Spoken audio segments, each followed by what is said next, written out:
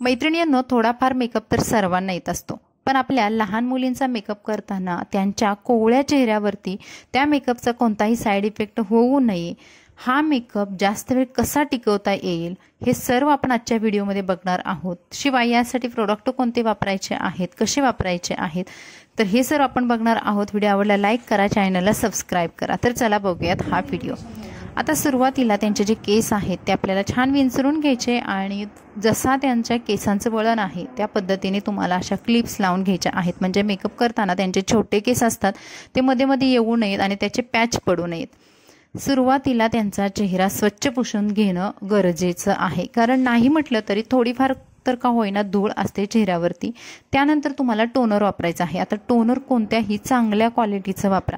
Toner वापरल्यामुळे त्यांची चेहरा किंवा त्यांची जी स्किन आहे ती खूप छान प्रकारे अशी ग्लो होत असते आणि आपण जो मेकअप प्रोडक्ट वापरणार आहोत त्याचे इफेक्ट त्यांच्या पूर्ण स्किनपर्यंत जात नाहीत। टोनर वापरल्यानंतर मॉइश्चरायझर वापरायचं आहे। आता लहान मुलींची जी स्किन असते ती खूप नाजूक असते, त्यांना जास्त आपल्याला कोणत्या प्रकारचं वेगळं हेवी मॉइश्चरायझर वगैरे वापरायचं गरज नाही, पण तुम्ही जे मॉइश्चरायझर वापरणार आहात तर ते क्वालिटीचं चांगले असावं आणि ते मॉइश्चरायझर चेहऱ्याला लावून ते पूर्ण चेहरा आपल्याला त्याने कव्हर करून घ्यायचा आहे। आता आपण आय मेकअप करणार आहोत।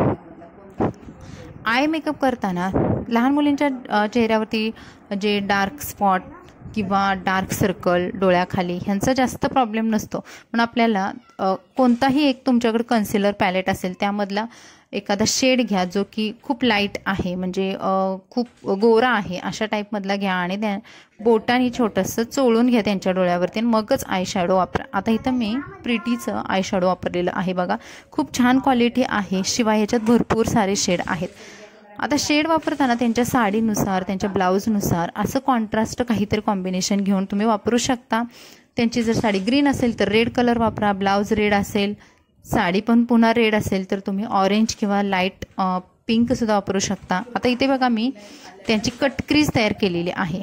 आपण आषाढ एकादशीसाठी मेकअप करतोय तर तो नऊवारीवरती आहे, तो त्याचा लुक आहे तो महाराष्ट्रीयन आहे, त्यामुळे आपल्याला थोडंसं का होईना हेवी म्हणजे त्यांचे डोळे असे अट्रॅक्टिव्ह दिसावे यासाठी मी लाईट ऑरेंज आणि डार्क ऑरेंजचं कॉम्बिनेशन वापरलेलं आहे। लाईट ऑरेंज आहे तो कट क्रीजला म्हणजे पूर्ण डोळ्यांना वापरला आणि डार्क ऑरेंज आहे ते फक्त त्यांच्या डोळ्यांच्या कोपऱ्याला वापरलेला आहे आणि छान ब्लेंड करून घेतलेला आहे।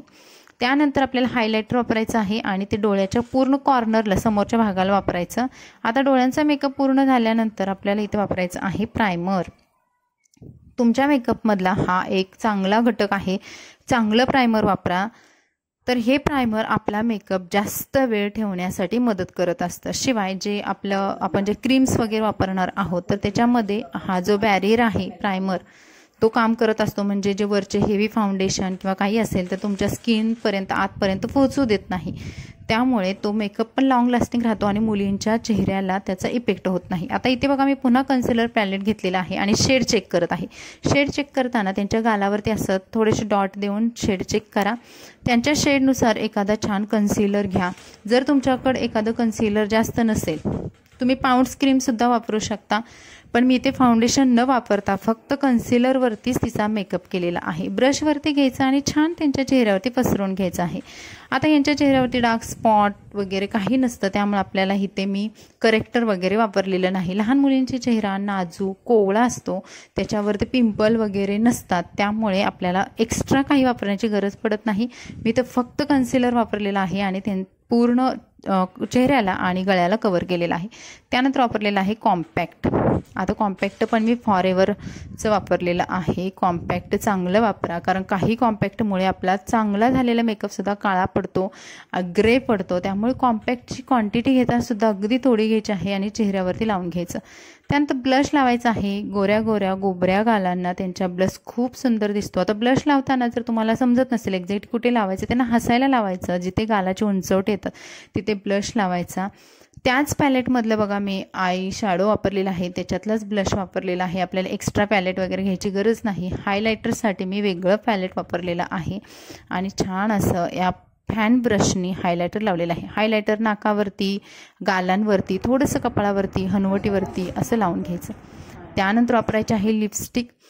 आता लिपस्टिकसाठी सुद्धा मी पॅलेटच वापरलेलं आहे, हे खूप चांगलं पॅलेट आहे। डिलायन्सचं पॅलेट आहे, याच्यामधला शेड मी रेड वापरलेला आहे. छोट्या मुलींचे पिंक, रेड किंवा डार्क ऑरेंज हे शेडसुद्धा खूप सुंदर दिसतात. ब्रशचा वापर करून लावलेला आहे. बघा आता आमची शनाया मस्त आहे. तुम्हाला थोडंसं गाणं वगैरे पण म्हणून दाखवते. आवाज म्यूट केला आहे तिचा मी. त्यानंतर आपल्याला आयब्रोज करायच्या आहेत. आता त्यांच्या आयब्रोजना मुळात शेप नसतो, कारण आपण त्यांच्या आयब्रोज वगैरे केलेल्या नसतात. तर अशा वेळेस काय करायचं, त्यांच्या जशा आयब्रोज आहेत त्याच्यामध्ये थोडा थोडा कलर फिल करून स्पुलीनं अशा पद्धतीच्या जाडसर जरी झाल्या तरी खूप सुंदर दिसतात त्यांच्या आयब्रोज. फक्त भरायच्या आहेत. आयब्रोसाठी तुम्ही एखादी आयब्रो पेन्सिल वापरू शकता किंवा जेल आयब्रोसुद्धा वापरू शकता. त्यानंतर मी लावलेलं आहे लायनर छान असं, आणि नंतर काजळ. लायनरसुद्धा पेनचं वापरायचं, कारण ते खूप हालत असतात. ब्रशने लावलं तर कधी कधी चुकतं. आणि काजळ लावून हा मेकअप लुक तिचा कंप्लीट झालेला आहे. आता करूयात हेअरस्टाईल.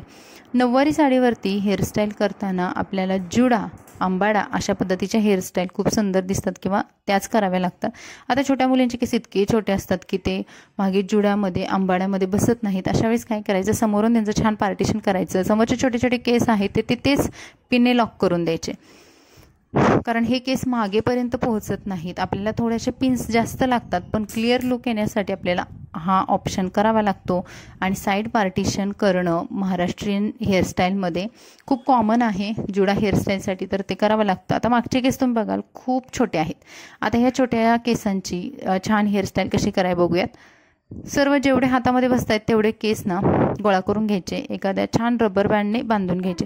आता रबर बँड बांधताना डिस्को वगैरे वापरू नका, कारण त्यांचे केस तुटतात, त्याच्यातून निघत नाही आहेत पटकन. असे छान वेगळे रबर बँड वापरा. त्याच्यामध्ये डोनट टाकायचा आणि डोनटवरती जास्त पिन्स न लावता एखाद्या दुसऱ्या रबर बँडने कव्हर करून घ्यायचं, म्हणजे त्यांचे केस तिथे बसतात. अगदीच पिन्स लावायला गेलो तर ते टोचत राहतात, त्यामुळे शक्यतो कमीत कमी पिन्समध्ये त्यांची हेअरस्टाईल करा. त्यानंतर गजरा लावला. आता खालचे केस आहेत ते खूप वेगळे दिसत आहेत, विचित्र दिसत आहेत आणि ते आंबाड्यामध्ये पण खोवली जात नाहीत. अशा वेळेस एखादा छोटा रबर बँड घ्या आणि तो तिथे बांधून घ्या आणि तो रबर बँडमध्ये एखादी यू पिन टाकून तो वरच्या दिशेने असं लॉक करून घ्या, म्हणजे त्यांचे खालचे केससुद्धा मोकळे दिसणार नाहीत. आणि आता तुम्ही बघाल इथे गजरा लावून मी त्यांची हेअरस्टाईल कंप्लीट केलेली आहे. आणि ही झालेली आहे आपली आंबाडा हेअरस्टाईल. खूप कमी वेळामध्ये होते आणि पटकनसुद्धा. तर हा तिचा लुक झालेला आहे. त्याच्यावरती मी ज्वेलरी वेअर केलेली आहे, नथ घातलेली आहे, महाराष्ट्रीयन कल्चरची आपल्या चंद्रकोर लावलेली आहे. आणि हा फायनल तिचा लुक आहे. किती सुंदर आहे. तुम्हाला कसा वाटला हा लुक कमेंट्समध्ये नक्की सांगा. व्हिडिओ आवडला तर प्लीज लाईक करा, हा व्हिडिओ शेअर करा, कारण आता आषाढी एकादशी येते आणि आषाढी एकादशीला मुलींचा नऊवारी लुक केला जातो, त्याच्यासाठीच हा अट्टाहास केलेला आहे. चला भेटू नवीन व्हिडिओमध्ये. बाय.